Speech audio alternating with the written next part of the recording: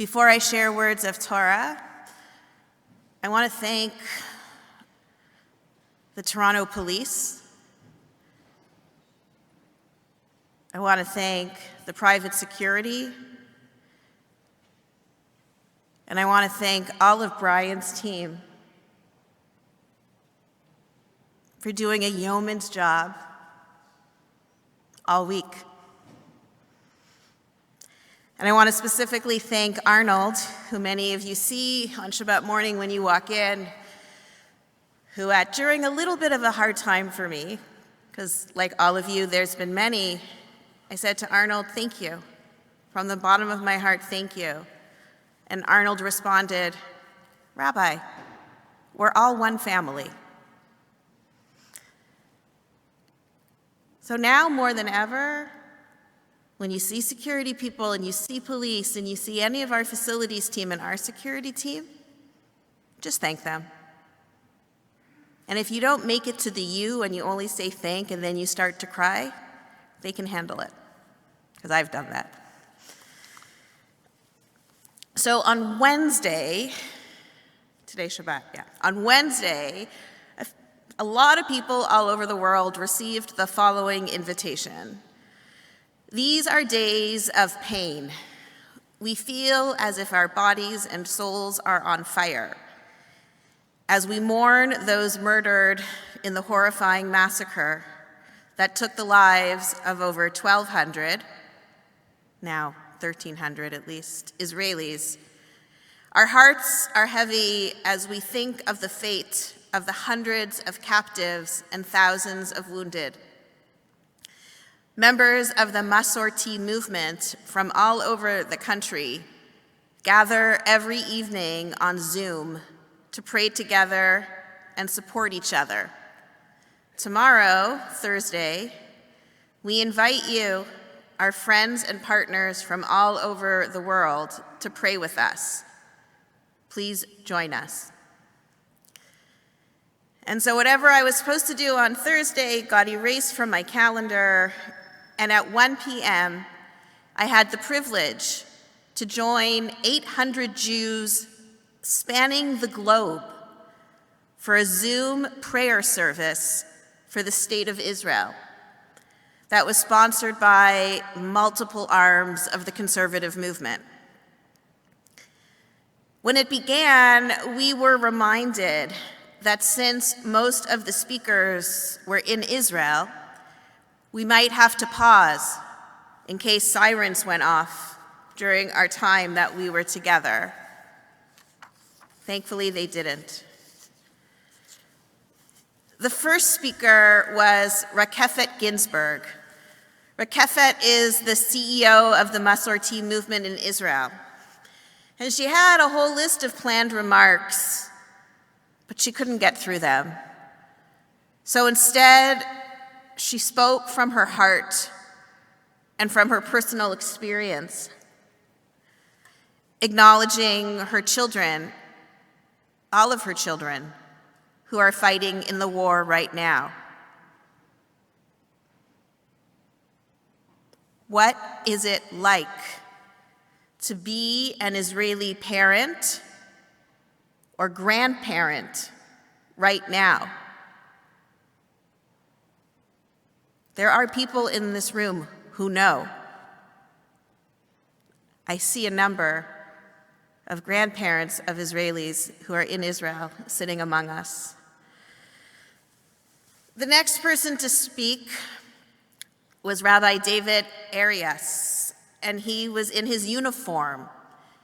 He was standing in the dark next to a tank. He was standing in the dark because if it was 1 o'clock here, it was 8 o'clock in Israel. Originally from Santiago, Chile, he made Aliyah in 2014. He served in the IDF, and then he went to the Schechter Rabbinical School. And when he's not in reserve duty at a time of war, Rabbi Arias serves as the rabbi of Kehilat Moriah in Haifa. And he's a husband, and he is a father, and he is a brother, and he is a son. So from somewhere in Israel, of course we don't know where, Rabbi Arias recited the prayer for the soldiers of Israel. Just that, like we did 10 minutes ago. Before he began, though, all 800 of us that were assembled on the Zoom screens, we were asked to enter the names of current active soldiers into the chat. Hundreds of names populated the chat. So much so that names did not stop the entire time that Rabbi Arias chanted the words of the prayer in Hebrew and English. There are so many people, men and women, who have been called up. And many of us know these people personally. Young and not so young people who are defending Israel's borders. My cousin Dudi, he's way past Miluim age, but he's a doctor, and so he was called up, and he's currently underground in the Rambam hospital. And he's just one of many that we all know. As I looked around that Zoom screen, and there's so many of them, on Thursday, I saw my really good friend, Rabbi David Wise. He's from Toronto. His son, Eli, made Aliyah from Queens, New York, right after high school, and he joined the IDF. I watched this kid grow up for 10 years. And so I typed Eli's name into the chat. And when I called David yesterday to check in on him, he told me that tomorrow, Sunday, is supposed to be Eli's release day from the army. And then he said with a smile, because he's the father and he can say that Eli will have the shortest break from active duty to Miluim, to reserve duty. Probably all of us, at this point, in just 1 week, are 1 or 2 degrees of separation away from IDF soldiers or reservists that have shown up to fight for and defend Israel. And as for people living in Israel, the Times of Israel's David Horowitz wrote, "Everybody I know has lost someone or lost many people, whether close or not so close." All of us in this room, and every Jewish person, is tangentially connected to someone who is fighting for Israel right now. In an unbelievably emotional podcast earlier this week, Micha Goodman said that 150% of Israelis showed up to do duty. Now, I'm not so good at math, and even I know that that is impossible, but 150% of people showed up. This is a direct quote from Micha. People who are now in Thailand, people who are now in India, people who are now in London are doing everything they can to cut. You know how Israelis don't know how to stand in line? Well, we're not standing in line. We're doing everything we can to cut lines, to get on a plane, to come back, to fight for this country, to fight for this nation. Israelis want to help Israelis. They want to help Israel. They want to remove this horrible threat.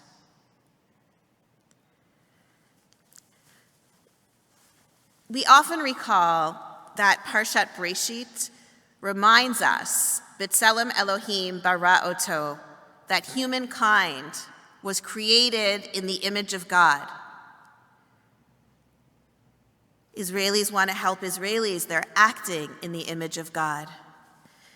But later on in the Parsha, we read in chapter 4 a story of two brothers.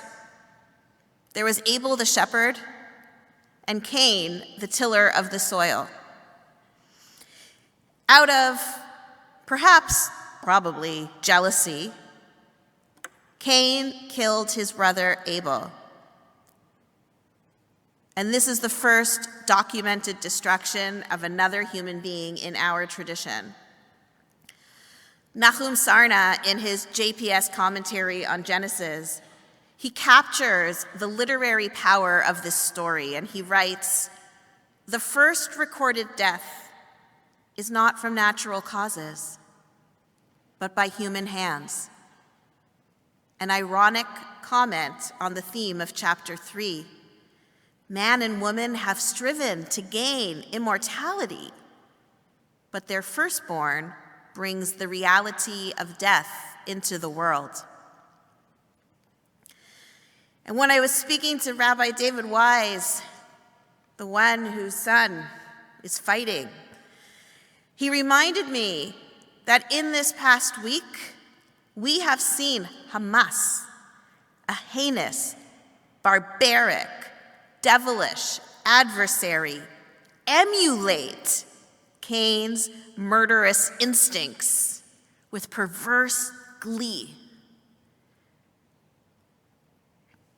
1 week ago, this time last week, Shabbat morning, Shabbat afternoon, Shabbat and early evening, the Israeli residents of the Gaza envelope, in our sister city Sderot, in Be'eri, in Kfar Aza, in Nir Am, in Nachal Oz, they were left to the fate of Abel.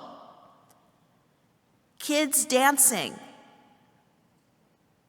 babies sleeping, and so many innocent lives gone. Now, we are not in Israel, but we, the global Jewish community, must confront the brief exchange between God and Cain that follows the Bible's first homicide. Vayomer Adonai el Cain, E havel achicha. God said to Cain, "Where is your brother Abel?" Vayomer, lo yadati, hashomer achi anochi. And Cain said back to God, "I don't know. Am I my brother's keeper?" If you look at the next verse, you'll see there is no actual concrete answer to that question. We don't know if the answer is yes from the Torah, nor do we know if the answer is no from the written words of the Torah either. Nahum Sarna points out that in chapter 4, between verses 2 and 11, the word ach, brother, appears 7 times. 7 is one of our magic numbers. It's the number of completion. Sarna writes, the 7-fold stress in this chapter on the obvious fraternal relationship of Cain and Abel emphatically teaches that man is indeed his brother's keeper, and that all homicide is fratricide. The most basic teaching of Judaism is an answer to a rhetorical question. Yes, we are one another's shomrim and achim. We are each other's guardians and each other's family. In the podcast, Micha Goodman wrote that every Israeli is feeling a cocktail of emotions: sadness, grief, shock, inspiration, rage. And he also added solidarity, admiration, and pride in the chesed that's being done. And I want to expand that to the diaspora community as well.